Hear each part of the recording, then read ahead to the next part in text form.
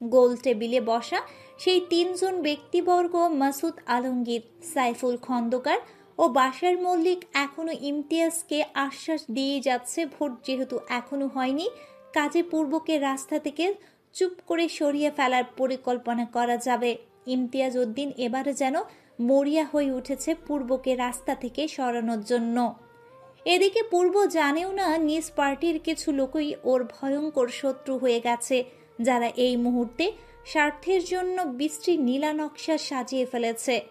ভোর 4:30টায় ঘুম ঠেলে উঠে পূর্ব, বাইরে দৌড়ে বেরিয়ে যায় সে। চেয়ার কবরটা দেখে এসে মসজিদে নামাজ পড়ে আবার বাসায় ফিরে কোনো রকমে নাস্তাটা সেরে সকাল 7টার দিকে পার্টির কাজে বেরুলো। দলবল নিয়ে এলাকায় সমস্যাগুলো মস্তিষ্কে নোট করে রাখে, না হয় তৎক্ষণাৎ সমাধান করে আসে। নিজের প্রতি অযত্ন, খাবারের প্রতি অনীহা, কাজের প্রতি কর্মঠ হতে গিয়ে পূর্ব নিজের শরীরের অতিমাত্রায় ধকল দিচ্ছে। নিজেকে যতক্ষণ কাজের মাঝে রাখে ততক্ষণই পূর্ণতার চিন্তা কিছুটা ভুলে থাকে, কিন্তু দিন শেষে যেই মানসিক কষ্টটা ভোগ করে সেখান থেকে কোনোভাবেই রেহাই পায় না সে। রাতগুলো নির্ঘুম কাটাতে গিয়ে এখন বাধ্য হয়ে ট্যাবলেট গিলে ঘুমাতে হচ্ছে।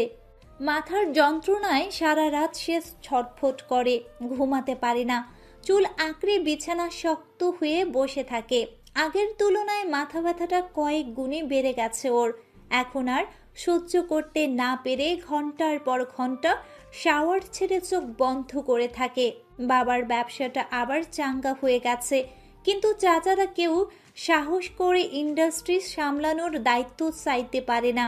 ব্যবসা যেভাবে ডাউন করে দিয়েছিল, এরপর থেকে গুমরে গিয়ে চাচারা সিদ্ধান্ত নিয়েছে তারা গ্রামের ভিটে বাড়িতে বাকি দিন কাটাবে।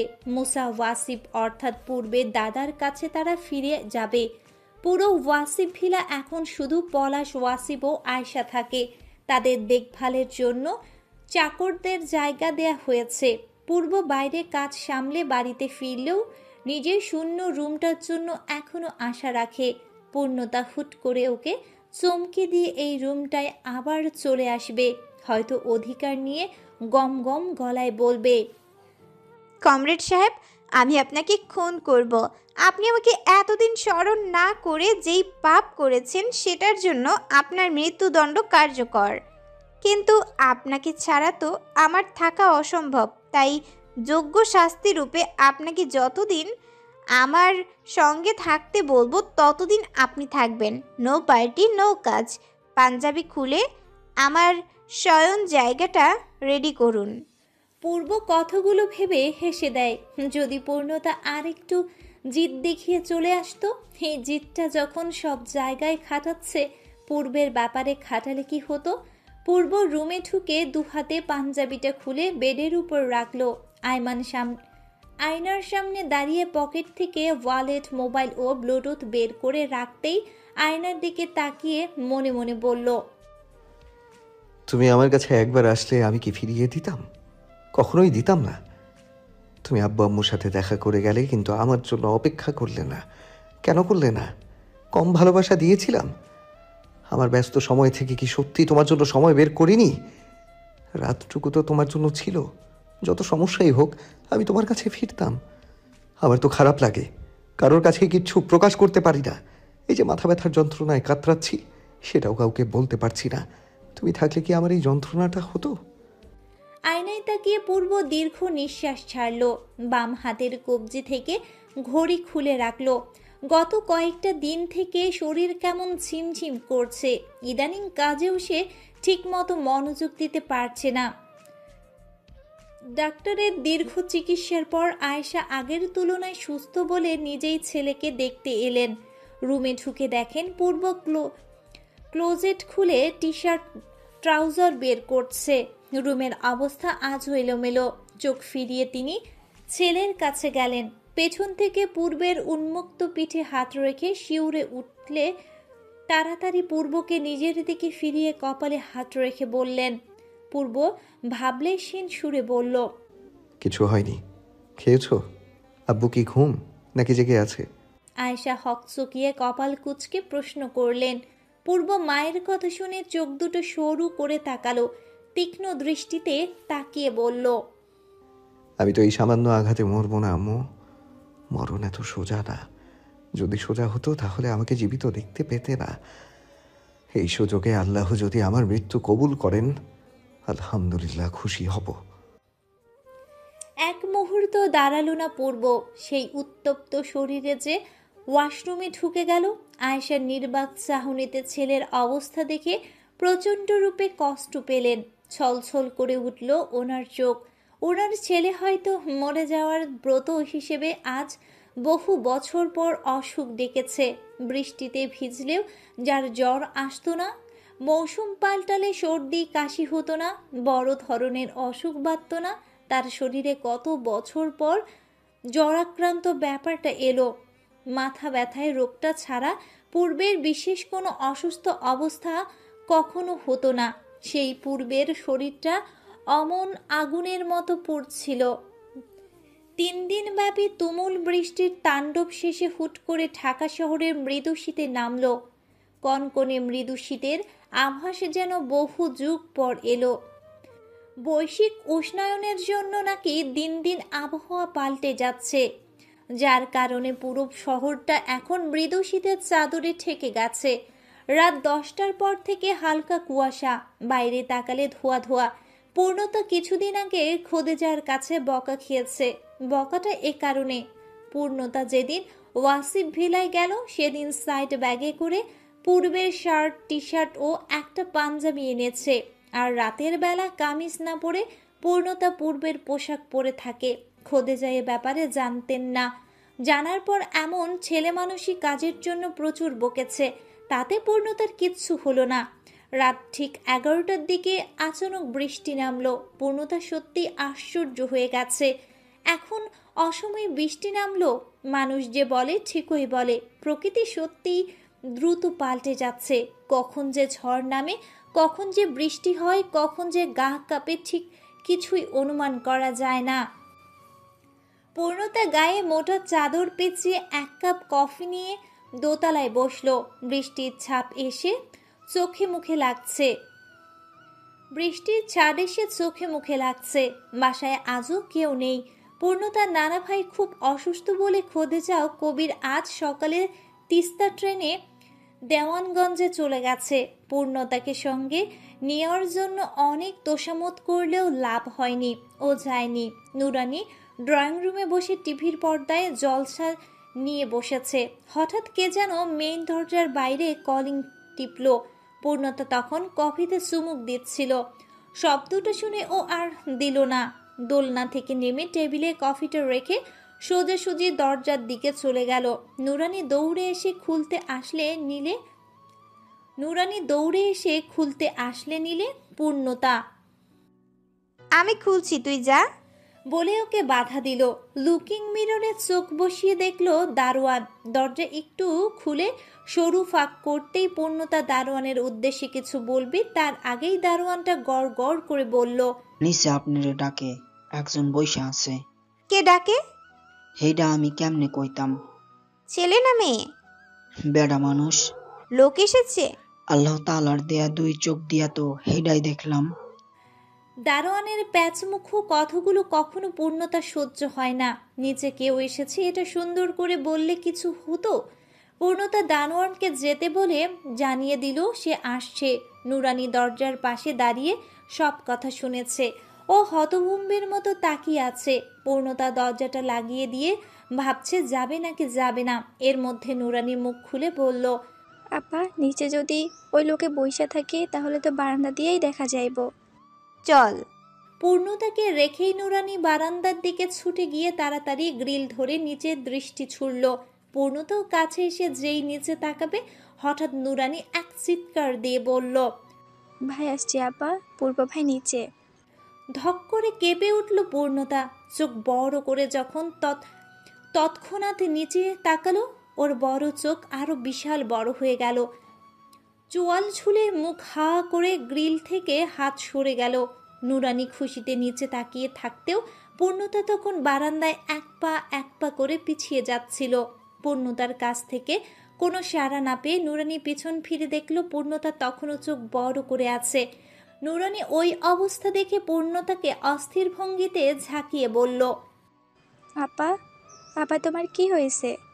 ভাই বৃষ্টির মধ্যে নিচে তো।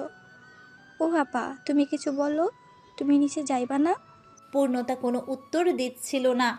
ওয়াসিফ পূর্ব বাসার নিচে কিভাবে সম্ভব?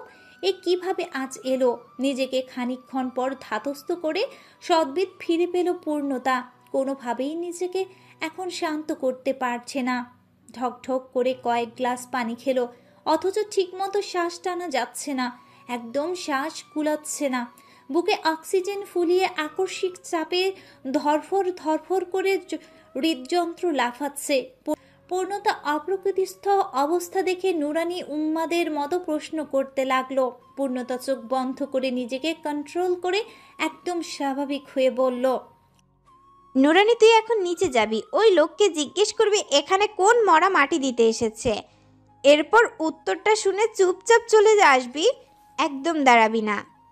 নুরানি চরম অবাক হয়ে বলল, আপা, তুমি ভাইরে বাসায় আসতে বলবা, ভাই তো ভিজে গেছে। পূর্ণতা কপট রাগ দেখিয়ে ঝাঁঝালো কণ্ঠে বলল, তোকে ওনার খেদমত করতে বলছি, জাস্ট নিচে যাবি, উত্তরটা শুনবি আর চুপচাপ চলে আসবি। আর যদি ওই লোক উপরে আসতে চায় তাহলে তোর আত্মীয় ভেবে ভেতরে ঢুকাবি, আমি এতে দায়ী না। আমার ঘুম পাচ্ছে, আমি ঘুমাবো। পূর্ণতা চটপট উত্তর দিয়ে এক প্রকার পালিয়ে গেল। বুকের ভেতরে আনচান করছিল ওর। পূর্ব নিচে এসেছে এটুকু শুনেই বেহাল মন আবার তীব্র উৎকণ্ঠায় ভুগছিল। বিছানায় শুয়েও পূর্ণতার চোখ ও মন চাপিয়ে দেওয়ার দরজার দিকে আটকে ছিল। নিচে গিয়ে দেখে পূর্ব বৃষ্টির মধ্যে সিঁড়িতে বসে আছে। দারোয়ানটা একটু দূরে গিয়ে মনের সুখে বিড়ি খাচ্ছে। গায়ে সাদা টি শার্ট ও কালো নাইকে ট্রাউজারটা একেবারে চুপচুপে ভিজে গেছে। নুরানি দ্রুত এগিয়ে গিয়ে সরল গলায় ডাকলো, পূর্বতুলা ভাই। চকিতে দৃষ্টি ফিরিয়ে উঠে দাঁড়ালো পূর্ব। নুরানিকে দেখতে পেয়ে সজাগ চাহনিতে এক পলক ওর দিকে তাকিয়ে এরপর কিছু দূরে থাকা দারোয়ানকে দেখলো। নুরানি যেভাবে জোরে ডেকে উঠল, এতে ওই দারোয়ানটা পূর্ব নামটা না শুনলেই চলে। ভেজা শরীর নিচে ভেতরে ঢুকলো ও ভেজা শরীর নিয়ে ভেতরে ঢুকলো ও। পূর্বের মুখে সার্জিক্যাল মাস্কটা ভিজে নীল থেকে আরো গাঢ় নীল হয়ে গেছে। পূর্ব নুরানির সামনে এসে নিচু গলায় সতর্ক ভঙ্গিতে বলে, তোর আবু কোথায়? নুরানি ছোট্ট ঢোক গিলে অপ্রসন্ন কণ্ঠে বলল, আপা আসে নাই, আপনি কেন আসছেন এটা জিজ্ঞেস করতে আমারে নিচে পাঠাইছে। কথাটা শুনতেই মেজাজটা তুঙ্গে চড়ল পূর্বের। এই কদিন ওর এত তেজ বেড়েছে। বিয়ের আগে এই তেজ, এই দেমাগ কোথায় লুকিয়েছিল? নুরানি দেখল পূর্ব ইতিমধ্যে মাস্কের আড়ালে কয়েকবার হাঁচি দিয়ে ফেলেছে। চোখগুলোও বেজায় লাল। শরীর যেভাবে ভিজে গেছে, সর্দির নির্ঘাত লাগবে। কিন্তু নুরানি জানে না জ্বরটা অলরেডি পূর্বের শরীরে উচ্চ তাপমাত্রায় রয়ে গেছে। পূর্ব যতটা সম্ভব শান্ত হয়ে উত্তর দিল, ওকে বলে দিও আজকের পর আমি আর কখনো আসবো না। ও যদি মায়ের মতো অহংকার নিয়ে থাকতে চায় থাকুক। নুরানি এবার নাছোড়বান্দার মতো পূর্বের হাত টেনে ধরল। আকুতি মিনতি করতে করতে এক প্রকার জোর করে পূর্বকে নিয়ে লিফটে ঢুকলো। নুরানির কর্মকাণ্ডের জন্য দারোয়ান এখন তীর্যক চোখে তাকিয়ে দেখছে। নিরুপায় হয়ে পরিস্থিতি সামাল দিতে নুরানির কথা তখন শুনল পূর্ব। নুরানির সাথে লিফটে চড়ে ফ্ল্যাটে ঢুকলো। মনে মনে ঠিক করলো কাটাই ঠিক 10 মিনিট এখানে বসবে। এরপর যত বাধাই আসুক না কেন সে চলে যাবে। পূর্ণতার চেহারাও সে দেখবে না। তাই ড্রয়িং রুমে না বসে নুরানির দেখিয়ে দেয়া রুমে বসলো পূর্ব। রুমটা দেখে চিনতে পারলো এটা অতিথি কক্ষ। নুরানি দ্রুত চা করতে চলে গেলে পূর্ব রুমের লাইটটা নিভিয়ে ফ্লোরে বসলো। তার পুরো শরীর যেভাবে ভিজে আছে, এই শরীর নিয়ে বিছানায় বসলে ওদের মহাদামি চাদরটার পানি লেগে নষ্ট হয়ে যাবে। পূর্বের মাথা টলছে, চোখ লাল হওয়ার কারণে ঝাপসা দেখছে। জ্বরের কারণে চোখ দুটো একটু বন্ধ করলো পূর্ব। মুখে মুখে আওড়ালো, শুধু 10 মিনিট। আর 10 মিনিট? তুই কি ঠিক আছিস? ড্রাইভ করতে পারবি? জ্বরে কেউ মরে না, তুইও মরবি না। পাশের রুমে প্রচণ্ড অস্থির হয়ে অন্ধকারের মধ্যে পূর্ণতা অনবরত পায়চারি করছে। নিজের চুল টেনে ছিঁড়ে ফেলতে ইচ্ছে করছে, কষিয়ে গালে চড় মারলে ঠিক হতো। বারবার মন ওদিকে যাচ্ছে কেন? কি আছে ওই ঘরে? বিশেষ মধু আছে? এত বেহায়া কবে হলো পূর্ণতা? নিজের অবস্থা দেখে প্রচণ্ড ঘেন্না হচ্ছে। আবারও সেই পাষাণের কাছে ছুটার জন্য আকুপাকু করছে। এই পাষাণ তো একটা স্বার্থপর ছাড়া কিচ্ছু না। পূর্ণতা নিজেকে কয়েক চোট গালাগাল করে শক্ত মুখে বিছানায় বসলো। এদিকে নুরানি চুলায় চায়ে পানি বসিয়ে পূর্বের সাথে কথা বলতে আসলে আলোকিত রুমটা লাইটহীন অন্ধকার। অবাক হয়ে সুইচ টিপতেই ও আরও বহুমাত্রায় আশ্চর্য হলো। পূর্ব ফ্লোরে বসে ঝিমুচ্ছে। নুরানি তাড়াতাড়ি কাছে এসে পূর্বের হাত ঝাঁকুনি দিয়ে অমনিই বুঝতে পারল জ্বর এসেছে। সামান্য জ্বর নয়, ভীষণ জ্বর। নুরানি কি করবে কিছু বুঝতে না পেরে তড়িঘড়ি করে যেই উঠতে নেবে পূর্ব ওই অবস্থায় গম্ভীর কণ্ঠে বলে উঠল, খবরদার নূর, তুই ওকে ডাকবি না। ও জানুক আমি সুস্থ আছি। ওকে বলবি আমি ওকে ছাড়া যথেষ্ট ভালো। উল্টো ওর জন্য এতদিন খামখা কষ্ট পোহাতে হয়েছে। কাজ ফেলে ওকে সময় দিতে গিয়ে আমার অবস্থাটা টাইট হয়ে গেছে। তুই ওকে কিচ্ছু বলবি না নূর, ভুলেও কিচ্ছু বলবি না। নুরানি পূর্বকে ওভাবে বলতে দেখে কেঁদে দিল। পূর্বের কপালে ও গলায় হাত রেখে কান্না জড়িত কণ্ঠে বলল, ভাই আপনার শরীর সত্যিই খুব খারাপ। ভাই আমারে আপার কাছে যাইতে দেন, এইভাবে বললেন না। আপা আপনার এই অবস্থা দেখলে কষ্ট পাইব। পূর্ব চিৎকার দিয়ে চেঁচিয়ে উঠল, অসম্ভব, ওর মতো নির্দয় কখনো কষ্ট পাবে না। নূর, তুই ওকে কিচ্ছু বলতে যাবি না। আমি এক্ষুনি চলে যাব। এখানে আমি থাকতে আসিনি। পূর্ব ফ্লোর থেকে উঠতে নিলে নুরানি উচ্চাঙ্গে কেঁদে দেয়। বাইরে তুখোড় বৃষ্টি, আকাশে বিকট শব্দে বাজ পড়ছে। পূর্ব নিজের দিকে বিন্দুমাত্র না ধ্যান দিয়ে এমনভাবে উঠে দাঁড়ালো যেন তার কিছুই হয়নি। সে পুরোপুরি সুস্থ। পকেট থেকে ভেজা মাস্কটা বের করে মুখে পড়তে নিলে নুরানি ওকে বাধা দেওয়ার জন্য দৌড়ে গিয়ে পূর্ণতার দরজা পাগলের মতো আবার ধাক্কাতে লাগলো। পূর্ণতা শিউরে উঠে তড়াৎ করে বিছানা থেকে উঠতে বাধ্য হলো। দরজার বাইরে থেকে জোরে জোরে গলা ছেড়ে নুরানি কাঁদছে। এক তালে সেদিনের দরজা ধাক্কাচ্ছে। পূর্ণতা ঝটপট দরজা খুললে দেখে পূর্ব মেইন দরজার দিকে এগিয়ে যাচ্ছে। এদিকে নুরানির দিকে দৃষ্টি পড়তেই নুরানি চিল্লিয়ে বলতে থাকে, আপা আপা ভাইরে থামাও, যাইতে দিও না। ভাইয়ের শরীরে খুব জ্বর। আপা গো, তুমি ভাইয়ের সাথে এমন করো না। ওনার গায়ে হাত দিয়ে দেখো, আগুনের মতো পুড়তাছে। বাইরে বৃষ্টির অবস্থা এতই প্রবল সেটা স্পষ্ট কানে শোনা যাচ্ছে। আকাশে বাজ যেভাবে পড়ছে, দালান কোঠা কেঁপে কেঁপে উঠছে। নুরানি হাউমাউ করে কেঁদে যাচ্ছে। এদিকে চোখের সামনে পূর্বকে অভাবে যেতে দেখে পূর্ণতা একবার ভাবল কোনো ক্রমেই ওকে আটকাবে না।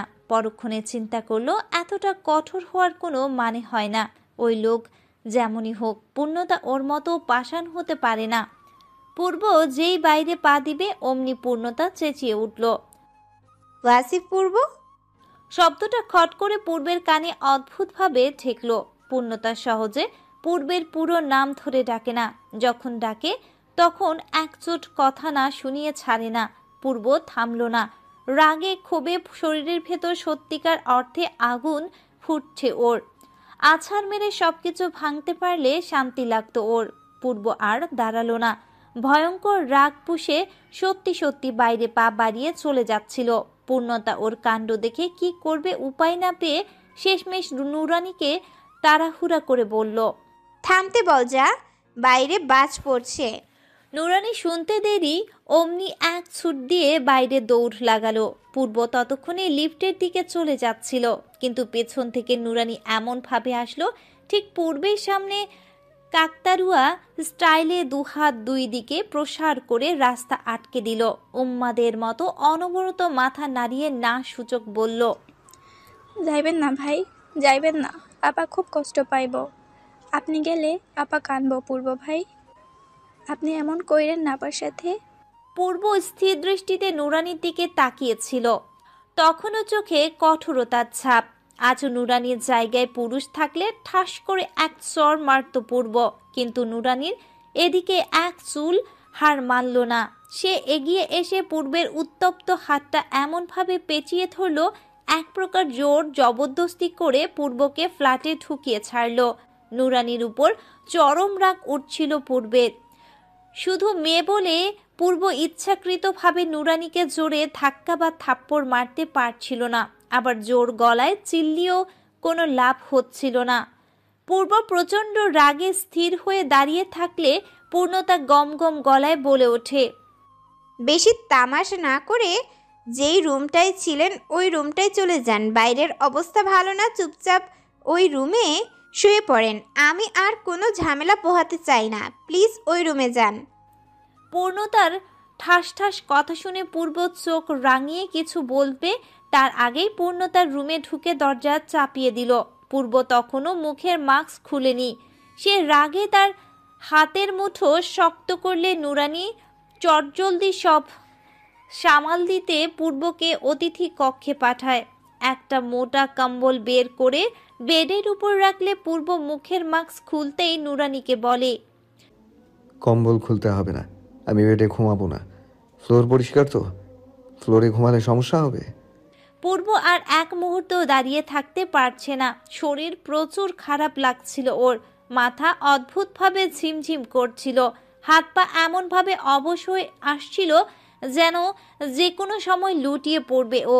নিজের সর্বোচ্চ শক্তিটুকু খরচ করে সে কঠোর থাকার চেষ্টা করছিল। নুরানি ম্লান গলায় অসহায় দৃষ্টিতে বলল, ভাই, আপনি বিছানায় ঘুমান, ফ্লোরে ঘুমায়েন না। ফ্লোরে বহুত ঠান্ডা, আপনার শরীরে প্রচুর জ্বর, বৃষ্টিতেও পুরো ভিজা গেছেন। এখন যদি এই অবস্থায় ফ্লোরে ঘুমান তাইলে শরীর আরও খারাপ করব। আমি পানিপত্রী নিয়ে আসি ভাই, আপনি ঘুমান। পূর্ব চেঁচিয়ে উঠল নুরানির উপর। আমি তোকে পানিপট্টি আনতে বলেছি? বলেছি আমার খেয়াল রাখ। চুপচাপ নিজের রুমে গিয়ে ঘুমা, আর মনের ভুলেও এই রুমে আসবি না। বৃষ্টিটা কমলেই আমি বিদায় হব, আমার খেয়াল রাখতে হবে না। পূর্বে জোরালো কণ্ঠে চেঁচানি শুনে নুরানি একদম মিইয়ে গেল। সে চুপচাপ পূর্বের রুম থেকে চলে গেল। পূর্ণতার রুমের দরজা ঠেলে ভেতরে ঢুকলো। রুমে ড্রিম লাইট জ্বলছে। পূর্ণতা বিছানায় শুয়ে আছে। নুরানি বেডের কাছে এসে নিচু কণ্ঠে পূর্ণতাকে ডাকলো। পূর্ণতা চোখ বন্ধ করে আছে, কোনো সাড়া দিল না নুরানিকে। নুরানি চোখ মুছতে মুছতে সেখান থেকে নির্ভীকভাবে নিজের রুমে চলে গেল। রাত 12টা। ঘড়িতে ঢং ঢং করে 12টা বাজার শব্দ হচ্ছে। পূর্ণতার চোখে বিন্দুমাত্র ঘুম নেই। চোখ দুটো জানালার ওপাশে অস্বচ্ছ গ্লাসের বৃষ্টির দিকে আটকে আছে। 1 ঘন্টা পেরিয়ে গেল, বৃষ্টি আর কমেনি। বুকের ভেতর চাপ অনুভব হচ্ছে পূর্ণতার। মন ছুটে যেতে চাইছে পূর্বের কাছে। মানুষটা ভালো নেই শোনার পর থেকে মাথা কাজ করছে না ওর।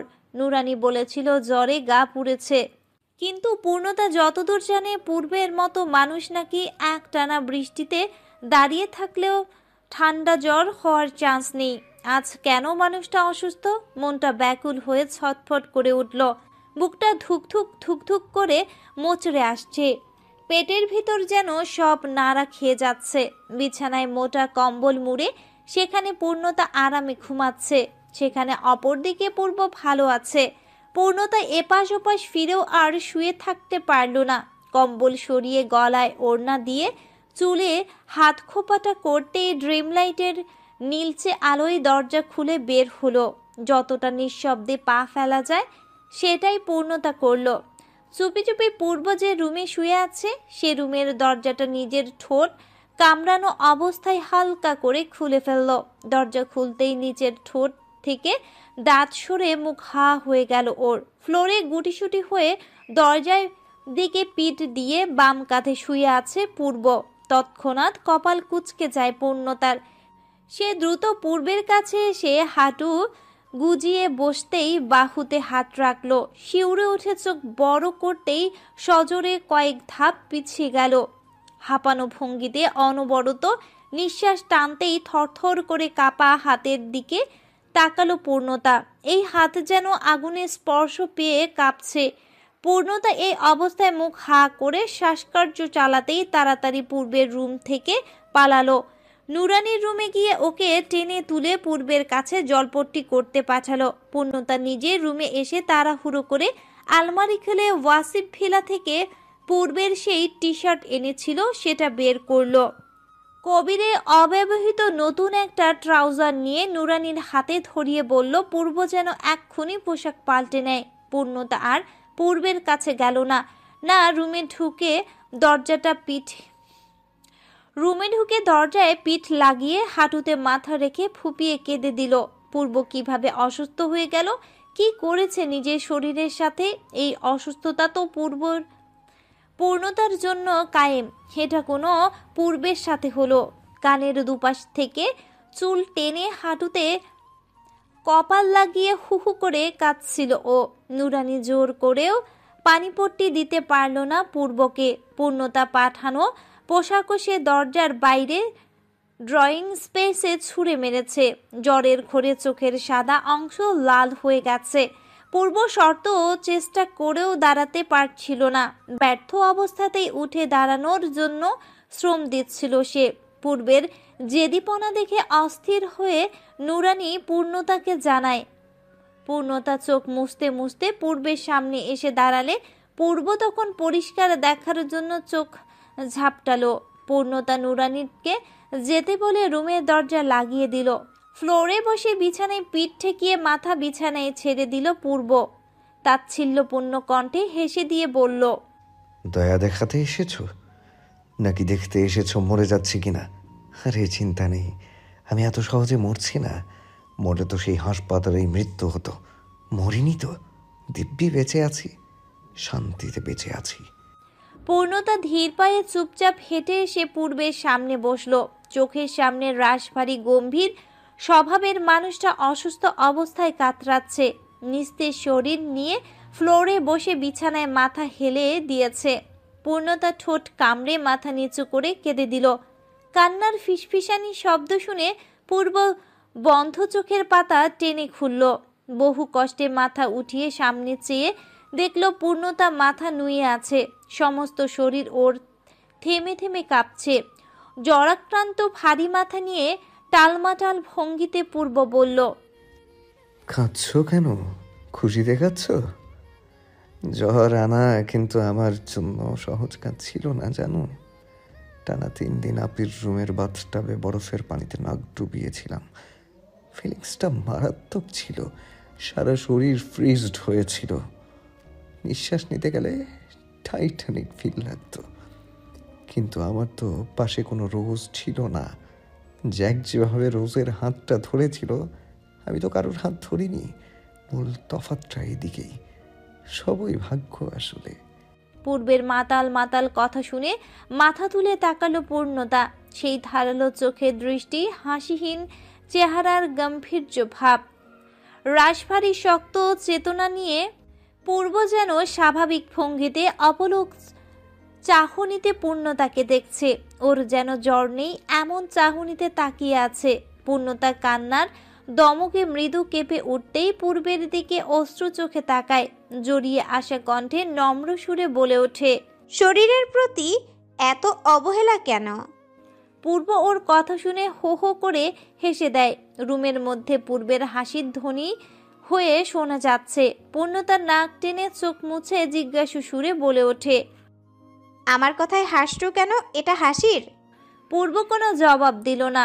হাসি থামিয়ে আগের মতো মুখ শক্ত করে চোখ বন্ধ করে নিল। নীরবতার সময় যেন আর লম্বা হলো না। অমনি পূর্ণতা নিজেকে আর সামলাতে না পেরে দুহাতে পূর্বের তালগুলো ধরল। একদম পূর্বের কাছে গিয়ে আবারও নিজের সমস্ত কঠোরতার বেড়িবাঁধ ভেঙে পূর্বের চোখের দিকে তাকিয়ে বলল, নিজেকে মেরে ফেলতে চাও? মরতে চাও তুমি? পাগল হয়ে গেছো? কি করে ওই ফালতু কাজ করতে পারলে? পূর্ব চোখ স্থির রেখে পূর্ণতার দিকেই তাকিয়ে আছে। কোনো সাড়া নেই, কোনো জবাবও নেই। পূর্ণতা মুখের উপর পূর্বের জ্বরতপ্ত ভারী নিঃশ্বাস পড়ছে।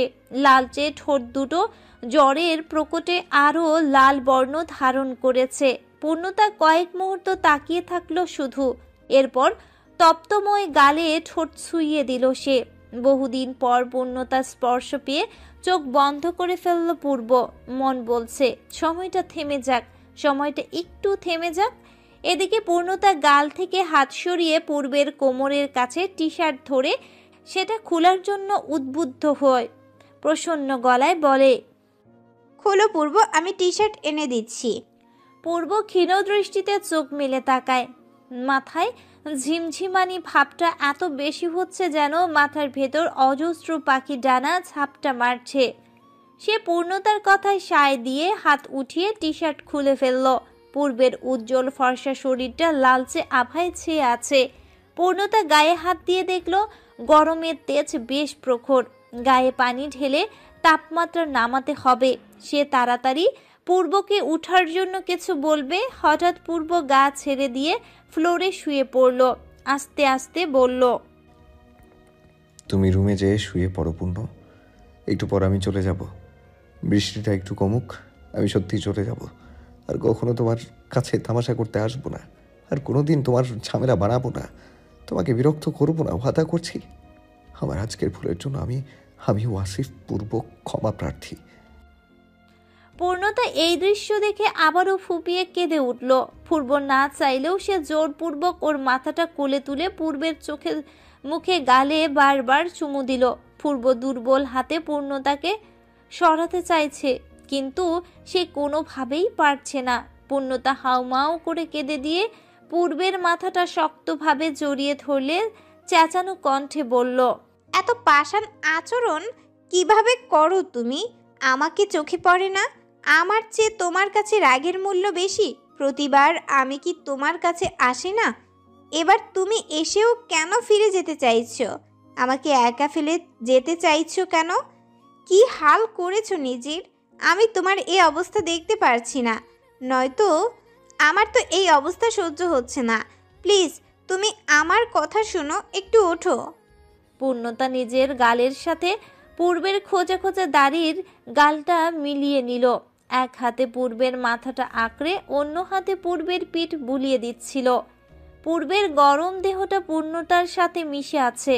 পূর্বের ওষ্ঠদ্বয় পূর্ণতার গলাটা স্পর্শ করছে। পূর্ব নিজের তপ্তকর হাতটা ধীরে সুস্থে পূর্ণতার মাথায় রেখে ওই অবস্থায় মৃদু কণ্ঠে বলল, আমাকে কতদিন পর নিজের শরীরের সাথে মিশিয়েছ?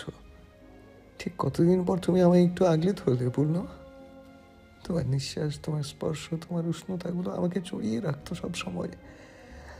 আমার ভেতরে যত যন্ত্রণাই হোক, তোমার জন্য, তোমার সামনে কখনোই সেগুলো প্রকাশ করতাম না। তুমি আমায় বুঝেও বুঝলে না। নির্দয়ের মতো আম্মার কথাই শুনলে। আমি যে একা একা থাকছি, তোমার আশায় পথ চেয়ে আছি, সেটা তুমি কখনোই বুঝলে না।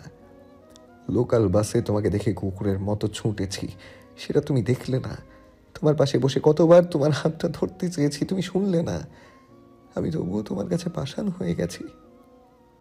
তোমার নজরে দুনিয়ার সবচেয়ে নিকৃষ্ট স্বার্থপর ব্যক্তি আমি।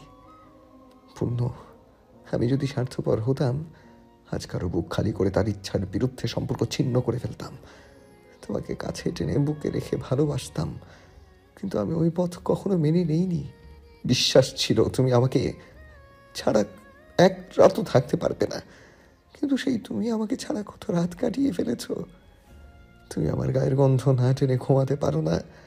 আমি পাশে না থাকলে তোমার স্বস্তিদায়ক ঘুমটা কখনো আসে না। সবই তো মিথ্যা ছিল পূর্ণতা। তুমি সব কিছু আমায় মিথ্যা বলেছ। তুমি আমার চেয়ে তোমার মায়ের কাছেই ভালো আছো। হাসপাতালে তুমি দুর্বল ছিলে, অথচ দিনের পর দিন, রাতের পর রাত আমি কাতরাচ্ছিলাম। সারাদিন চোখে চোখে রাখার পরও কেন ওইটুকু সময় চোখে রাখলাম না, সেই অনুশোচনায় ধুঁকছিলাম। কিন্তু তুমি আমাকেই জঘন্য ব্যক্তি বলে দূরে সরিয়ে দিলে। তুমি কখনো আমার দিক থেকে জানতে চাওনি, কখনো জিজ্ঞেস করনি আমি কেন তোমায় হাসপাতালে দেখতে যাইনি।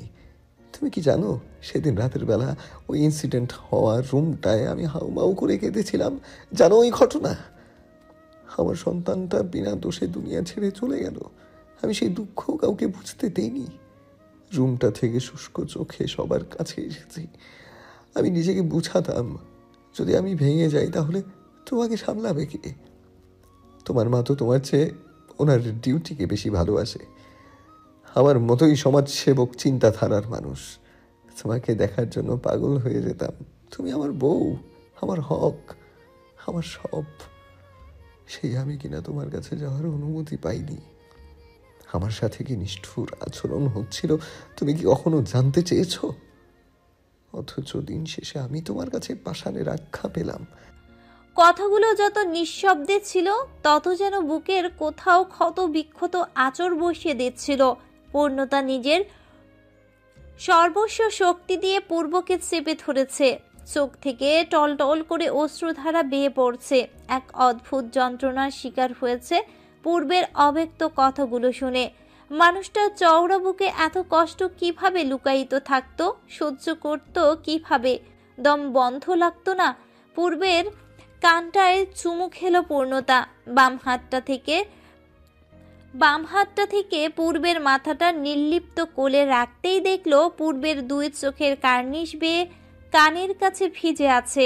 তার চোখ বন্ধ হলেও গাঢ় লালের ঠোঁট দুটো কাঁপছে। পূর্ণতা মুখ নিচু করে পূর্বের চোখের পাতায় গভীর আবেশপূর্ণে ঠোঁট এঁকে দেয়। একে একে দু চোখের পাতায় ঠোঁট স্পর্শ করে চোখের কিনারা মুছে দেয়। পূর্ব খুব ধীরভাবে ভেজা পাপড়ি চোখ দুটো খুলে তাকালে পূর্ণতা বলে ওঠে, কমরেড সাহেব, জ্বরটা আগে কমাই। পূর্ব দুর্বল চাহনিতে পূর্ণতার দিকে তাকিয়ে থাকতেই ডান চোখ থেকে আবার এক ফোঁটা অশ্রু ঝরল। পূর্ণতা কপালে হাত রেখে আবার বলল, আজ আদর করব তো, জ্বরটা আগে কমাই। একটু ওঠো, শরীরে পানি ঢালতে হবে। পানি ভর্তি দিলে তাপমাত্রা নামবে না। আমি আগুনের মতো ঠোঁটে বেশিক্ষণ আদর করতে পারবো না পূর্ব, আমার কথাটা একটু রাখো। পূর্ব চোখ বন্ধ করে একটা ঢোক গিলল। চোখ আবার খুলে পূর্ণতার দিকে তাকিয়ে রুগ্ন সুরে বলল, আমি কমিউনিজম করি না, আমাকে কমরেড ডেকো না। পূর্ণতা কথা শুনে খিলখিল করে হেসে দেয়। পূর্বের শত মানা করা সত্ত্বেও সেই কমরেড ডাকেই যেন তার অদ্ভুত সুখ, অদ্ভুত শান্তি। পূর্ব তো জানে তার পূর্ণতা দুষ্টু কারসাজি। সেই হাসিটা পূর্ব প্রাণ ভরে তৃষ্ণা মিটিয়ে দেখছে। প্রিয়তমা, তোমার মুখের হাসি বড্ড বেশি প্রিয়, বড্ড বেশি ভালোবাসি। দুঃখগুলো তোমার মাটি হোক, সুখের সাগরে ডুবে থাকো তুমি। অবশ্যই তোমার মাঝে আমি সহস্রবার হারাতে যাচ্ছি। বৃষ্টির মুখর ধ্বনি একটু যেন কমল, তবুও বজ্রপাতের শব্দ আর কমেনি।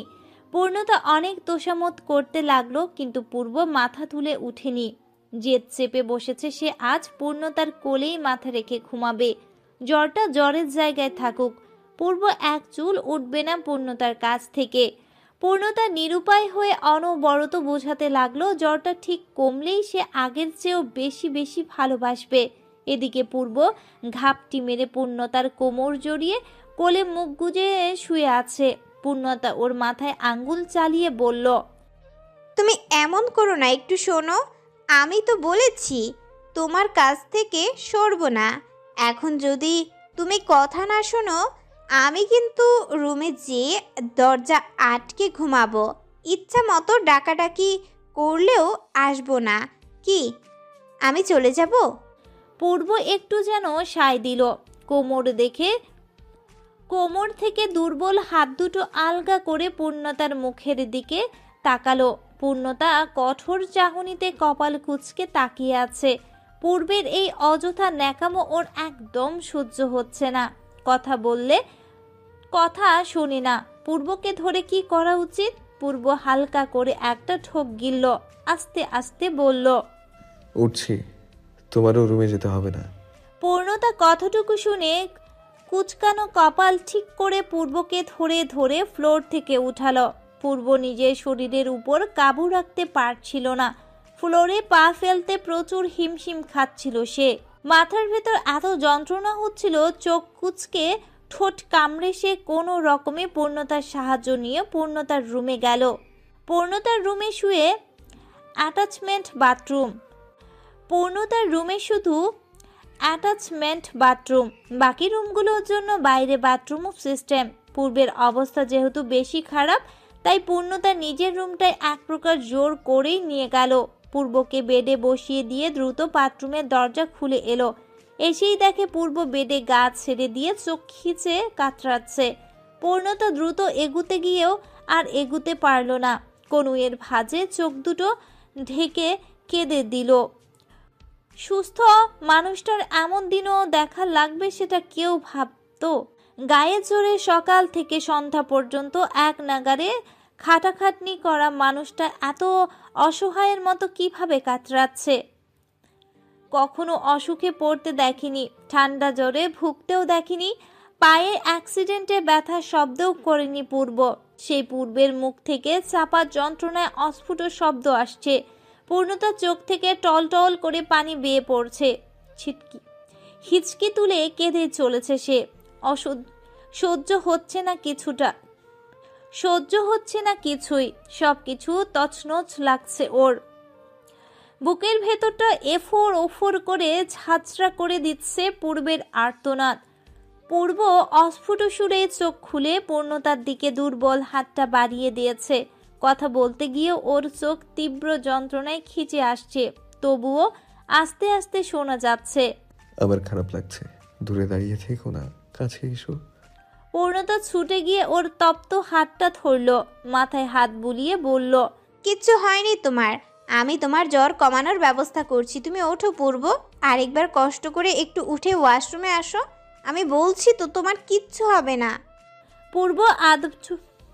পূর্ব আধবোঝা চোখের দৃষ্টিতে আবার ঢোক গিলল। পুরো মুখ লাল হয়ে আসছে ওর। পূর্ণতা আর 1 মিনিট অপেক্ষা করল না।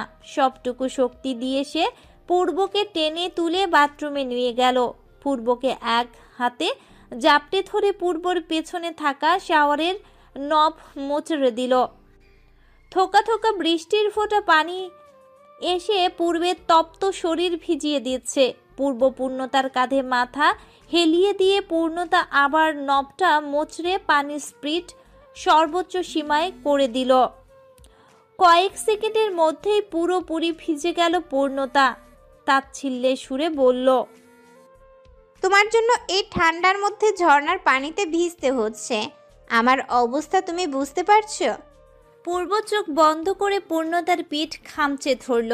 শিউরে উঠল পূর্ণতা, চেঁচিয়ে উঠল সাথে সাথেই, কি করছো তুমি? বলেছি না জ্বর কমুক। পূর্ব কোনো উত্তর দিল না। নির্লিপ্ত আরেক হাত পূর্ণতার ঘাড়ে রাখল। পূর্ণতা পিঠের মাঝে পূর্বের শক্ত হাতের বিচরণ চলছে তখন। গায়ের তাপমাত্রা একটু একটু করে নামতে শুরু করেছে ওর। পূর্ণতার কাঁধ থেকে মাথা উঠিয়ে দৃষ্টি ছুড়ল পূর্ণতার চাহনির দিকে। শাওয়ারের বেগতিক সীমার জন্য পূর্বের থুতনি থেকে এক নাগারে পানি পড়ছে। পূর্ণতা আর কোনো পাল্টা প্রশ্ন করতে পারল না পূর্বের দিকে তাকিয়ে। পূর্ব ওকে যেন সম্মোহন করতে চাইছে। শান্ত চোখ দুটো দিয়ে পূর্ণতার হৃদ গহ্বরে গভীর জায়গায় যেন পৌঁছতে চাচ্ছে পূর্ব। পূর্ণতা বারবার পানির জন্য চোখ ঝাপটা দিচ্ছে। এদিকে পূর্বের কোনো হেলদোল নেই, নিষ্পলক দৃষ্টিতে তাকিয়ে আছে। পূর্ণতা পিঠে হাতে 5 আঙ্গুলে জোরালো চাপ দিয়ে নিজের সাথে মেশালো সে। ধীরে ধীরে পূর্ণতার মাঝে স্বল্প দূরত্বটা খুঁচিয়ে ওর কানের নিচে তপ্তকর ঠোঁট ছোঁয়ালো পূর্ব। কেঁপে উঠতেই পূর্ব ওকে জড়িয়ে ধরে বলল, তোমাকে কতদিন আমি কাছে পাই না। আমার কথা তুমি স্মরণ করো? আমার যে খুব খারাপ সময় গিয়েছে, তখন তুমি ছিলে না পূর্ণ। মাথা ব্যথায় মরে যেতাম, কেউ একটু এসে মাথায় হাত বুলিয়ে দিত না। আমার বিছানায় তোমার জায়গাটা খালি পড়ে থাকতো, তুমি আসতে না। রাতে হঠাৎ ঘুম ভেঙে গেলে তোমার মুখটাও দেখতে পেতাম না। হাত বাড়িয়ে তোমার শোয়ার জায়গাটা দেখতাম, চোখে আর ঘুম আসতো না পূর্ণতা। আমি কিভাবে ছিলাম বলো? তোমার গায়ে হাত রেখে ঘুমানোর যে অভ্যাসটা হয়েছিল, সেই অভ্যাস মতো তোমাকে একদমই পেতাম না। চোখ খুললেই তুমি নেই। আজ তোমাকে ছেড়ে থাকতে পারছি না, তোমাকে বুকের সাথে মিশিয়ে রাখতে চাচ্ছি। আমার অবস্থা একটু বুঝো, আমি তো অসহায় হয়ে আছি। পূর্বের কথা শুনে ওই অবস্থায় চোখ বন্ধ করে ফেলল পূর্ণতা। পূর্বের উন্মুক্ত পিঠে হাত বুলিয়ে নরম গলায় বলে উঠল, চলে আসলে না কেন? আমার কাছে একবার বেহায়া হয়ে চলে আসতে আমি কি ফিরিয়ে দিতাম? আমারও একই প্রশ্ন। তুমি কখনো যদি আমার কাছে চলে আসতে আমি কি তোমায় ফিরিয়ে দিতাম? আর কোনো শব্দ উচ্চারণ হলো না দুজনের মাঝে। প্রশ্ন একই হলেও উত্তর দিল না কেউই। পূর্ব জ্বরের মধ্যে থাকলেও পূর্ণতা সজ্ঞানে চেতনায় ছিল। পূর্ণতা তখন পূর্বের চুলগুলো আঙুলে নাড়াচাড়া দিয়ে গরম ভাবটা কাটাচ্ছিল। পূর্ব তার প্রিয়তমা স্ত্রীকে বহুদিন পর কাছে পেয়ে নিজের শক্ত মুষ্টিতে পাশে ফেলে নরম আকার ধারণ করেছিল। পূর্ণতার ডান কাঁধে পাগলের মতো ওষ্ঠযুগল স্পর্শ করছিল সে। প্রতিবার তপ্ত ঠোঁটের আকস্মিক ছোঁয়ায় ক্ষণে ক্ষণে কেঁপে উঠলেও পূর্বের জ্বর কমানোর যেন পূর্ণতার মুখ্য উদ্দেশ্য। পূর্ব চুপচাপ পূর্ণতাকে ছেড়ে দিল। আচমকা এমন আচরণে পূর্ণতা কিছুটা কৌতূহল বোধ করলেও পূর্বের চোখ যেন অন্য কিছুর আকুলি বিকুলির প্রকাশ করছে। সে খুব করে পেতে চাইছে পূর্ণতার অধর স্পর্শ। পূর্ণতা ওর দিকে স্থির দৃষ্টিতে তাকানো অবস্থায় হাত বাড়িয়ে পূর্বের পেছন থেকে শাওয়ারটা স্লো করতে লাগলো। পূর্ব ওকে যেন ঘায়েলই করতে চাইছে এই দৃষ্টি দিয়ে। সে পূর্ণতাকে আচমকা সামনে থেকে ঘুরিয়ে শাওয়ারের নবের পাশে দেয়ালে ঠেকিয়ে ধরল। পূর্ণতার হলদে উজ্জ্বল চামড়ায় শীতের কারণে পশমস্তর কাটা দিচ্ছিল। পূর্ব তার শান্ত গলায় মাদকপূর্ণ কণ্ঠে বলল, জ্বর কমেছে না? এবার একটু প্রাপ্যটা বুঝে নেই। পূর্ণতা এক দৃষ্টিতে তাকিয়ে থাকলো ওর দিকে। কথার মাঝে বোঝাটা আর বাকি নেই পূর্ণতার। পূর্ব তার শক্ত হাত দিয়ে পূর্ণতার হাত দুটো দেয়ালে ওঠালো। পূর্ণতা আঙ্গুলের ফাঁকে নিজের আঙ্গুল গুজে দিয়ে দেয়ালে চেপে ধরল। পূর্ণতার কোনো বিশেষ ভাবাবেগ স্পষ্ট না। পূর্বের দিকে সম্মোহিত চাহনিতে তাকিয়ে থাকতেই পূর্ব ধীরে ধীরে ওর সিক্ত ওষ্ঠের দিকে এগোতেই একটু থামল। পূর্ণতা ততক্ষণে চোখ বন্ধ করে ফেলেছে লজ্জায়। পূর্ব এক পলক কাঁপা কাঁপা ওষ্ঠ দুটির দিকে তাকিয়ে পরক্ষণে পূর্ণতার লজ্জামাখা মুখটার দিকে দৃষ্টি নিবদ্ধ করল। পূর্ণতা চোখ বন্ধ রাখা অবস্থায় বলল, 80 কেজির মানুষ এভাবে তাকিয়ে থাকলে তো সমস্যা। কিছু একটা করুন, নয়তো ছাড়ুন। পূর্ব বাঁকা করে হাসল। পূর্ণতার চতুর কথা শুনে পূর্ব ওর ভঙ্গিতেই উত্তর দিল, 75 কেজির মানুষ এভাবে কেন তাকিয়ে থাকে সেটা বুঝার কথা। অবশ্যই মারাত্মক কিছু করতে চাইছি, ছাড়ার জন্য এভাবে ধরে রাখিনি। কথা শেষ হতেই পূর্ণতা চমকে গিয়ে চোখ খুলল।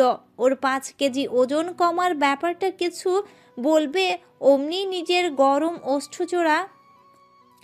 ওষ্ঠজোড়ায় পূর্ণতার ওষ্ঠযুগল দখলস্থর করল পূর্ব।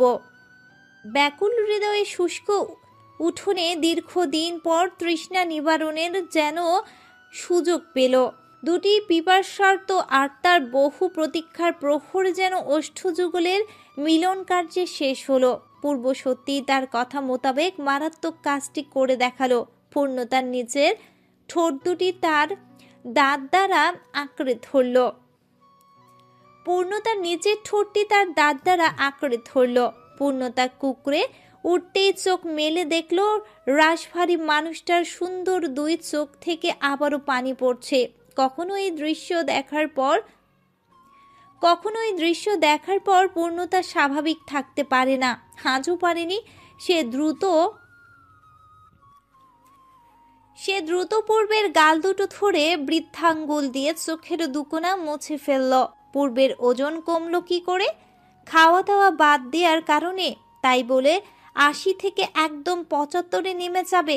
ঠিক কি করলে শরীরের অ্যান্টিবডি সিস্টেম লো হয়ে যায়? পূর্ণতা ইচ্ছে করছিল পূর্বের ঠোঁট ছেড়ে ওর সারা মুখে চুমু দিতে। শুকিয়ে এইটুকুনি হয়ে গেছে গম্ভীর মুখটা।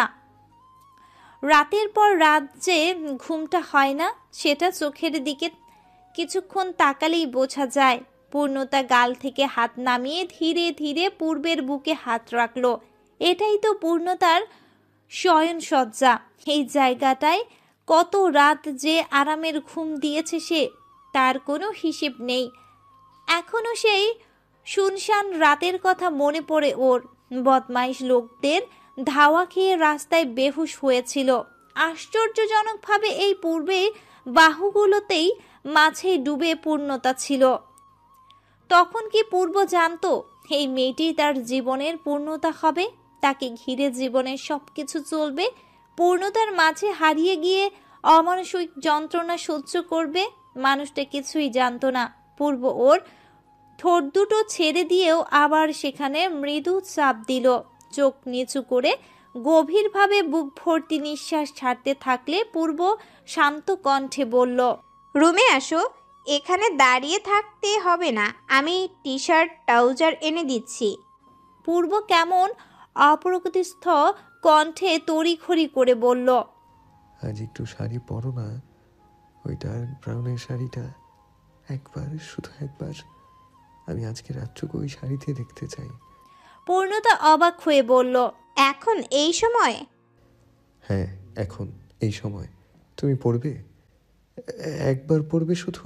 পূর্বের চোখে মুখে আকুতি জানানোর অভিব্যক্তি প্রকাশ পাচ্ছে। পূর্ণতা ওর দিকে কিছুক্ষণ তাকিয়ে থেকে মৃদু সুরে বলল, পড়ব, কিন্তু আগে তুমি কিছু খাবে, তারপর ঔষধ নিবে, তারপর। পূর্ণতার কথার মাঝে দাড়ি বসিয়ে পূর্ব প্রীতিকর হাসিতে বলল, তারপর পূর্ব আস্তানায় শিকার হয়ে যাবে। লজ্জায় চোখ নামিয়ে ফেলল পূর্ণতা। এদিকে পূর্ব ফিক করে হেসে দিল পূর্ণতার মুখ দেখে। পূর্ব ওয়াশরুম থেকে রুমে নিয়ে এলো পূর্বকে। পূর্ণতা ওয়াশরুম থেকে রুমে নিয়ে এলো পূর্বকে। বারান্দা থেকে শুকনো টাওয়াল এনে পূর্বের মাথা মুছে দিতে গা মুছে দিল। ড্রয়িং স্পেসে গিয়ে ছুঁড়ে মারা টি শার্ট ট্রাউজার এনে ওকে চেঞ্জ করতে বলে পূর্ণতা আলমারি খুলল। যত্ন করে গুছিয়ে রাখা শাড়ির হ্যাঙ্গার থেকে গাঢ় বাদামি শাড়িটা বের করলো। ওয়াশরুম থেকে পোশাক পাল্টে পূর্ব রুমে ঢুকতেই বলল, ব্লাউজটা কালো হওয়া চাই, ফুল স্লিভ, মাথায় কোনো পোটলা বাঁধবে না, চুল আঁচড়াবে। আচ্ছা, চুল আঁচড়ালে পেটাবো, সুন্দর করে পিঠে ছেড়ে দেবে। ঠোঁটে খবরদার ভুল করে লিপস্টিক জাতীয় কিছু মাখবে না। আমি কোনো কৃত্রিম জিনিসের স্বাদ নিতে প্রস্তুত নই। কাটকাট জবাবে গম্ভীর মুখেই আজ্ঞা জারি করলো পূর্ব। এরপর বিছানায় শুয়ে অপেক্ষা করতে লাগলো পূর্ণতা নুরানিকে বলে কিছু ফল কেটে পূর্বের সামনে বসে থাকতে বলেছে। পূর্ব যে পর্যন্ত পিরিসের সব ফল না খাবে সেই পর্যন্ত উঠতে না করেছে নুরানি।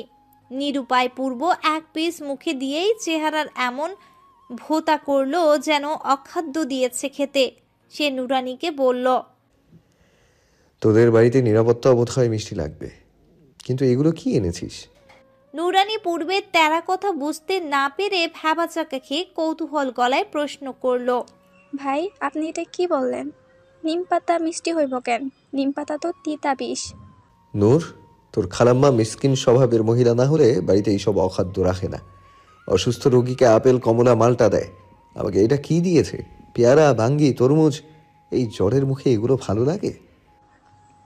আপনি আসবেন এটা কে জানতো দুলা ভাই? খালাম্মা জানলে তো আগেই ফল টল কিনে আনতো। শোন নূর, তোর খালাম্মা জানলে বাজার থেকে ইঁদুরের বিষ আনতো, এনে আমার খাবারের মধ্যে ছিটিয়ে দিয়ে মেরে দিত। পূর্বের তীক্ষ্ণ তীক্ষ্ণ কথা শুনে নুরানি আশ্চর্য হয়ে গেল। ভীতুর মতো সংকুচিত কণ্ঠে বলল, ও ভাই, আপনার কি মাথা চারা দিছে? আপনি এগুলো কি বলেন? খালাম্মা আপনার ইন্দুরের বিষ দিব কেন? খালাম্মা তো বাসায় নাই। এরপর পূর্ব বিড়বিড় করে নিজের সাথে বলল, তোর খালাম্মা যে আমাকে দেখতে পারে না সেটা তুই ভুলে গেছিস নূর? ভালোই হয়েছে বাসায় নেই। আম্মার জন্য বইয়ের ঠোরে চুমুও খেতে পারি না, কাছে ভিড়তে পারি না। লোকে শুনলে আম্মার কি প্রেস্টিজটা থাকবে, কি ভাববে? ছি। খালাম্মার কথা আর বললেন না দুলা ভাই, খোয়ারা করে খালি। এমন একটা ভাব যেন দুনিয়ায় হে একলাই মাইয়া পয়দা করছে, আর কেউ করে নাই। আচ্ছা একটা কথা বলেন, আপনি কি আর আপার প্রেমিক? আপনি হলেন জামাই, জামাই বউর সাথে থাকবো, ওইখানে আপারে আপনার কাছ থেকে দূরে সরাইয়ে রাখছে। এটা কি ঠিক? পূর্ব ওষুধের পাতা থেকে ক্যাপসুল ছিঁড়ে পানি দিয়ে গিলে বলল, দেখছিস, তোর মাথায়ও কত বুদ্ধি, অথচ দেখ ওনার মতো শিক্ষিত একজন ডাক্তারের মাথায় এসবের কিচ্ছুই নেই। তোর আপাকে আমার কাছ থেকে আলাদা রেখে গুনাহ ছাড়া কিছুই কমাচ্ছেন না। তোর কথা শুনে ভালো লাগলো নূর। এখনই সব আমার সামনে থেকে সরা, বিরক্ত লাগে দেখতে। নুরানি পূর্বের সামনে থেকে ট্রে সমেত সব জিনিস নিয়ে বাইরে চলে গেল। এদিকে পূর্ণতা অপেক্ষায় চোখ দুটো বন্ধ করে মাথার নিচে দুহাত রেখে রেখে শুলো পূর্ব। গায়ে মোটা কম্বল টেনে শরীরে কাঁপুনি কাটাতে চাইল। কিছুক্ষণ পর পূর্ণতা আস্তে করে ওয়াশরুমের দরজা খুলে বাইরে একবার চুপি দিতেই দেখল পূর্ব চোখ বন্ধ করে আছে। মিটিমিটি হাসি দিয়ে নিঃশব্দে ওয়াশরুম থেকে বেরিয়ে এলো। ফ্লোরে পা এমনভাবে রাখলো যেন পূর্ব ভুলেও টের না পায়। পূর্ণতা রুমের বাইরে গিয়ে নুরানিকে ঘুমাতে বলে আবার ফিরে আসলো। রুমের দরজার সিটকিনি তুলে দিয়ে যেই পেছন ফিরবে অমনি পায়ের সাথে কুচি আটকে এলো ওর। পূর্ণতা মাথা একটু নুয়ে কুচি ঠিক করতেই পূর্ব চোখ খুলে ফেলল। চুলের পানিতে পূর্ণতার চিকন শরীরের পিঠটা ভিজে গেছে। গোসলের পর হুট করেই ফর্সা ভাব চলে এসেছে পূর্ণতার শরীরে। যেই ফর্সা ভাবের সাথে গাঢ় বাদামি শাড়িটা তার শরীরে নিপুণভাবে মিলেমিশে অদ্ভুত সুন্দর দেখাচ্ছে। পূর্ণতার মুখটা দেখার জন্য আকুপাকু করছে পূর্ব। কখন পূর্ণতা কুচি সামলে পূর্বের দিকে ফিরে তাকাবে। পূর্ব আর ধৈর্য অপেক্ষার নিয়ন্ত্রণ রাখতে পারল না। কম্বল সরিয়ে ফ্লোরে পা রাখতেই জ্বরের শরীরে আবারও মৃদু শীতশিরানি কাঁপুনিটা এলো। সেটা তোয়াক্কা না করে পূর্ণতার দিকে এগিয়ে গেল পূর্ব। কুচি ঠিক করে পূর্ণতা পেছন ফিরতেই পূর্বের সাথে চোখাচোখি হয়ে গেল ওর। থেমে গেল দুজনের দৃষ্টি। থেমে গেল যেন সময়।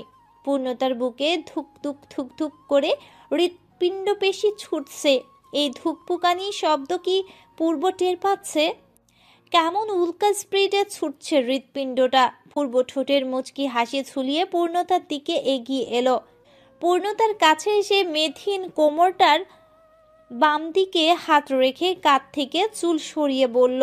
বলতে বলতেই পূর্ণতা বাম কাঁধে ঠোঁট ছোঁয়ালো পূর্ব। মৃদু ভঙ্গিতে কেঁপে উঠতেই পূর্ণতা কঠোর কণ্ঠে উত্তর দিল, তোমার মতো নির্দয় কেউ হয় না। বাসের মধ্যে কি যেন বলেছিলে? আমার মুখের মাস্কটাও তোমার চেয়ে সৌভাগ্যবান। আমাকে আস্ত সামনে পেয়েও কিছু করতে পারলে না কেন? চোরের মতো সেদিন কেন চলে গেলে?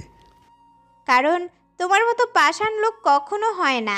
হাসপাতালে আমি একাই সারাদিন শুয়ে থাকতাম, নার্সও 24 ঘন্টা পাশে এসে পড়ে থাকতো না।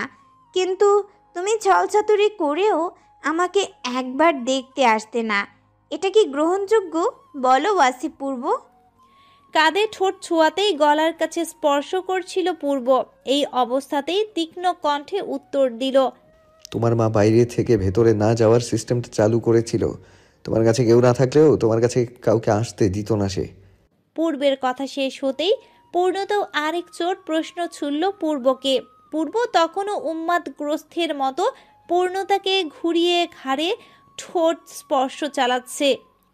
পূর্ণতা চোখ বন্ধ করে কঠোর সুরে বলল, তুমি সেদিন আমাকে দেখতে ফ্ল্যাটে এসেছিলে তাই না? নবের লক খুলে ভেতরে ঢুকে আমাকে দেখার ধান্দা ছিল তোমার। আমি জানতাম ঢপ মেরে তুমি এসেছো। পূর্ব মৃদু শব্দ করে হেসে দিল। পূর্ণতার পিঠ থেকে চুল সরিয়ে সামনে ছেড়ে দিতেই সহাস্য কণ্ঠে বলল, কিভাবে বুঝলে? এত ব্রেন তোমার? আমি তো কোনো ক্লু ছেড়ে যাওয়ার মানুষ নই। কথাটুকু শেষ করতেই পূর্ণতা তার প্রস্তুতকৃত উত্তর শোনাবে তখনই পিঠে গরম অস্থির পরশ পেয়ে কথা আটকে গেল ওর। পূর্ব সমস্ত পিঠের নির্লিপ্ত ভঙ্গিতে সেই কার্য সম্পাদনের মধ্যেই আবার বলে উঠল, কি হলো বলো বলো, কিভাবে বুঝলে আমি এসেছিলাম? আমি তো কোনো নাম নিশানা ছেড়ে যাইনি। পূর্ণতার ইচ্ছে করছিল কড়া কড়া কিছু কথা শোনাতে। এদিকে পূর্ব নীরবের পেটের উপর হাত রেখে দিয়েছে। স্বস্তিকর অবস্থার মধ্যে অস্বস্তিকর পরিস্থিতি অনুভব হচ্ছিল ওর। কিন্তু পরক্ষণে মত পাল্টে পূর্ণতা বলে উঠল, তুমি আরেকদিন নবের লক খুলে ভেতরে ঢুকেছিলে। আয়মান বলেছিল তুমি চোরা টেকনিক ব্যবহার করে লক খুলেছ। পূর্ণতার পিঠে ছোট্ট কালো তিলের উপর ওষ্ঠ বসাতে গিয়ে থেমে যায় পূর্ব। চোরা টেকনিক শব্দটা শুনে হেসে দিল, জিজ্ঞেস করে, তারপর? পূর্ণতার জন্য প্রশ্নাত্মক অবস্থা তৈরি করে ছোট্ট তিলের উপর গভীর আবেশে ঠোঁট ছোঁয়ালো পূর্ব। পূর্ণতা শিউরে উঠে উত্তরটা আর দিল না। স্বল্প সময় পর পূর্ণতাকে নিজের দিকে ঘোরালো পূর্ব। পূর্ণতার চোখ ফ্লোরের দিকে নত। পূর্ব সেই দৃষ্টিতে নিজের দিকে আবদ্ধ করে পূর্ণতার থুতনি ধরে উপরে ওঠালো। হঠাৎ পূর্ণতা কি যেন ভেবে চট করে প্রশ্ন করল পূর্বকে। প্রশ্ন শুনে হৃদয়ের মাঝে কয়েকটা ভাঁজ ফেলল পূর্ব। কৌতূহল দৃষ্টিতে তাকিয়ে থাকতেই দুহাতে গায়ের কালো টি শার্ট খুলে ফেলল। ড্রেসিং টেবিলের দিকে টি শার্টটা ছুঁড়ে মারতেই পূর্ণতা দু চোয়ালের নিচে হাত রেখে পূর্ব উদ্বিগ্ন সুরে বলল, তোমাকে আমি কিসের জন্য ভুলতে যাবো বলো তো? কেন ভুলবো? তুমি তো আমার বউ, ম্যাথের কোনো জটিল সূত্র না। তাহলে কেন ভুলতে যাব? পূর্ণতা নিচু স্বরে জবাব দিল, আমি যে তোমার বউ এটা কে জানে? আমি যে বিবাহিত এটা পার্টির সবাই জানে। আশা করি আমার পার্সোনাল লাইফ নিয়ে তারা মাথা ঘামানোর চেষ্টা করতে পারবে না। আর আমি চাই না তোমাকে কেউ চিনুক, চিনে শেষে তোমার ক্ষতি করুক। জানো পূর্ণ, আমি সবসময় তোমাকে পার্টির ক্ষতি থেকে দূরে রাখতাম, এটাই আমার মূল চিন্তা ছিল। কিন্তু ঘরেই যে মেইন শত্রু রেখেছিলাম, আল্লাহ যদি আমাকে আরেকটু বুঝ দিত, যদি আরেকটু সচেতন হতাম, তাহলে কি আমাদের বাচ্চাটা। বুক ভর্তি ভারী নিঃশ্বাস ছাড়ল পূর্ব। সেই নিঃশ্বাসের শব্দ যেন ব্যথিত বুক থেকে ক্ষতরূপে চিরে বেরিয়েছে। পূর্ণতা তৎক্ষণাৎ পূর্বের হাতটা টেনে পেটের উপর রাখল। পূর্ব ওর দিকে বিস্ময় দৃষ্টিতে চোখ তুলে তাকালে পূর্ণতা ছলছল চোখে আহত কণ্ঠে বলল, আমার মনে হয় ও এখনো আমার পেটে আছে, আমার অঙ্গ প্রত্যঙ্গের সাথে জড়িয়ে ঘুমাচ্ছে পূর্ব। তুমি বিশ্বাস করো, আমি এখনো ওর নড়াচড়াগুলো স্মরণ করি।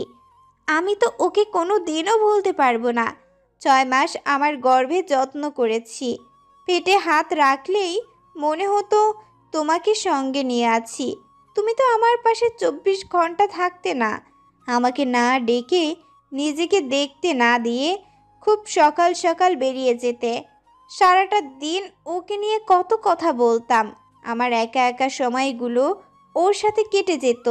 সন্ধ্যায় তুমি বাসায় ফিরতে, তখন মনে হতো আত্মায় শান্তি পেলাম। রাতে তোমার বুকে মাথা রেখে পেটে তোমার হাত টেনে ঘুমাতাম। দিনগুলো কোথায় গেল? আমি যে ওই দিনগুলো মনে করে এখনো কাঁদি। আমার প্রাণটা তো শান্তিতে নেই পূর্ব। হাসপাতালে জ্ঞান ফেরার পর চিৎকার করে কেঁদেছি। ও আমাকে ছেড়ে দুনিয়া না দেখতেই চলে গেল। তুমি আমাকে দেখা না দিয়েই চলে গেলে দূরে। আমি দিন শেষে আবারও নিঃসঙ্গ হয়ে গেলাম। নিঃসঙ্গতার দুঃখ যে যন্ত্রণা দেয়, মৃত্যুও তাতে সহজ লাগে। আমি ওই যন্ত্রণা সহ্য করার অবস্থায় ছিলাম না। তবুও শ্রেয়ার মতো নিজের মৃত্যু ডেকে মহাপাপ করতে পারতাম না। কিন্তু আমার ওই মুহূর্তে এমনটাই মন চাইতো, যেন নিজেকে শেষ করে ফেলি। আমি কেমন খারাপ অবস্থায় ছিলাম বলো? পূর্ণতা হু হু করে আবারও কেঁদে উঠল। কিছু স্মৃতি মনের গহীনে এত গভীর কালিতে দাগ কাটে, সেটা কখনো উঠানো যায় না। পূর্ণতার একাকিত্বের সময়গুলোতে কেমন বিষাদের ছায়াতে লিপ্ত ছিল, সেটা পূর্ণতার কান্নাতেই ব্যক্ত করছিল এখন। পূর্ব স্থির হয়ে দাঁড়িয়ে থাকলেও বুকের কোথাও যেন পুরনো ক্ষতের তোলপাড় শুরু হয়েছে। চোখের কোণে বৃষ্টির মতো অশ্রু আগমন হচ্ছে। গুমট ভরা পরিস্থিতি আবারও একটু আগের চাঞ্চল্যকর মুহূর্ত কনভার্ট করতেই পূর্ণতা শাড়িতে হাত দিল পূর্ব। কান্নারত অবস্থায় চমকে উঠতেই পূর্বের দিকে তাকিয়ে সব শব্দ যেন গুলিয়ে ফেলেছে। পূর্ব আঁচল টেনে এক ছটকায় পূর্ণতাকে কোলে তুলে ওর কপালে চুমু খেয়ে বলল, দিন শেষে তো আমরা একসাথে আছি, এবার না হয় আপকামিং এমপির শয়নসজ্জা গ্রহণ করো। পূর্বকে বেডের দিকে নিয়ে যেতেই পূর্ণতার চোখ মুছে হেসে দিয়ে বলল, ওয়াসি পূর্বের নামে ভোট দিলে কি সমস্যা হবে? পূর্ব ওর দিকে এক চিলতে হাসি দিয়ে বেডে শুইয়ে বলল, ওটা কি তোমার এলাকায় পড়েছে? পায়ের কাছে থেকে মোটা কম্বলটা টেনে নিল পূর্ব। পূর্ণতার উপর ঝুঁকে ওর দুপাশে হাত রেখে ঠিক মাঝখানে বন্দি করতেই পূর্ণতা কম্বলটা টেনে পূর্বে পিঠ থেকে দিয়ে বলে উঠল, যদি ওই এলাকায় যেয়ে তোমার বউ হিসেবে ভোট দিয়ে আসি? শব্দ করে ঘেঁষে উঠল পূর্ব।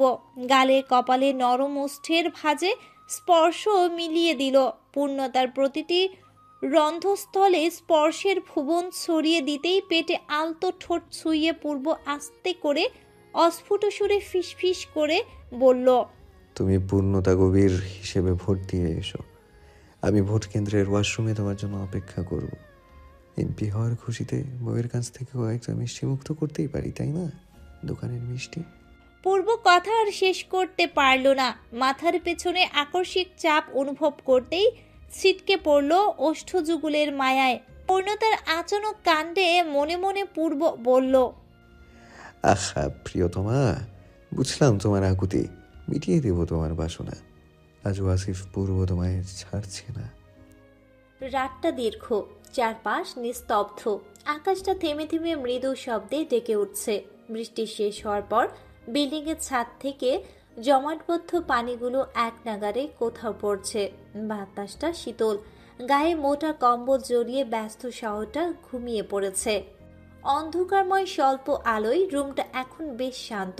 পূর্ণতাকে বুকে টেনে শুয়ে আছে পূর্ব। এলোমেলো চুলগুলো পূর্বের আঙুলের ফাঁকে পরম আবেশে হেলে দুলে খেলছে। পূর্ণতার উষ্ণ নিঃশ্বাস পূর্বের উজ্জ্বল ফর্সাটে বুকটার উপর ক্ষণে ক্ষণে পড়ছে। পূর্ব তাকিয়ে আছে স্বচ্ছ কাচের থাই জানালার বাইরে। রাতের তারাগুলো কালো চাদরে মুক্তোর মতো জ্বলজ্বল করে জ্বলছে। অজানা ভয় অচেতন মন বারবার সূক্ষ্ম কারণে চিন্তার সাগরে ডুবছে। নির্বাচন যত এগিয়ে আসছে, ভেতরে ভয়ের কোন্দল ততই যেন জটলা বেঁধে কঠিন হয়ে যাচ্ছে। আজ পূর্ণতাকে এভাবে কাছে টেনে রাখার বর্ণিল মুহূর্তগুলো সে জীবনে এক একটা বিশেষ স্মৃতি হিসেবে জমা করেছে। পূর্ণতাকে ছাড়া তার জীবনের গতিধারা যে অচল, এতটুকু বুঝে গেছে পূর্ব। যত উথাল পাথাল ঝড়ই আসুক, সে পূর্ণতার কাছে ফিরলে সবকিছু ভুলে যায়। অদ্ভুতভাবে সকল যন্ত্রণা পূর্ণতার আবেগ, স্পর্শ, ভালোবাসায় আচ্ছাদনে মুছে যায়। পূর্ব অঘোর চিন্তায় মশগুল থাকলে হঠাৎ তার খোঁচা খোঁচা দাড়ির উপর নরম হাতে স্পর্শ পায়। চকিতে তাকাতে গিয়ে দেখে পূর্ণতা বুকে থুতনি ঠেকিয়ে কেমন শান্ত চোখে তাকিয়ে আছে। এই শান্ত চঞ্চল ভাবটা পূর্বের কতই প্রিয় তা পূর্ণতা হয়তো জানে না। পূর্ব গাল থেকে হাতটা টেনে ঠোঁটের কাছে এনে প্রতিটা আঙ্গুলে চুমু খেলো। পূর্ণতার মাথা থেকে হাত সরিয়ে ওর চিবুক স্পর্শ করে বলল, ঘুমাওনি? পূর্ণতা শান্ত দৃষ্টিতে না সূচক মাথা নাড়ল, কোনো শব্দ উচ্চারণ করল না। পূর্ব আঙ্গুলের ফাঁকে আঙ্গুল গুজে দিয়ে মুঠোবন্দি করলো পূর্ণতার হাতটা। ওভাবেই শক্ত করে ধরে রইল সে। পূর্ণতার কপালে কিছু চুল এসে চোখের উপর বিরক্তির উদ্বেগ করলে আঙ্গুলের চুলগুলো কানের পেছনে সরিয়ে দেয় পূর্ব। আবারও সে শান্ত কণ্ঠে জিজ্ঞেস করলো, ঘুমাওনি কেন? তোমার আসল শয়নসজ্জায় শুয়ে আছো, এরপরও ঘুম নেই? পূর্ণতা চোখ বন্ধ করে ছোট্ট নিঃশ্বাস ছাড়ল। সেই নিঃশ্বাসে উষ্ণ বায়ুটা আবারও পূর্বের বুকের উপর আছড়ে সেটা চতুর্দিকে ছেয়ে গেল। চোখ খুলে পূর্বের চোখের দিকে তাকিয়ে প্রসন্ন কণ্ঠে বলল, কাল রাতেও হয়নি, ভাবতে পারিনি আজ রাতে তোমাকে পাবো। এখন কাছে পেয়েও হারানোর ভয়টা খুব করে কাজ করছে পূর্ব।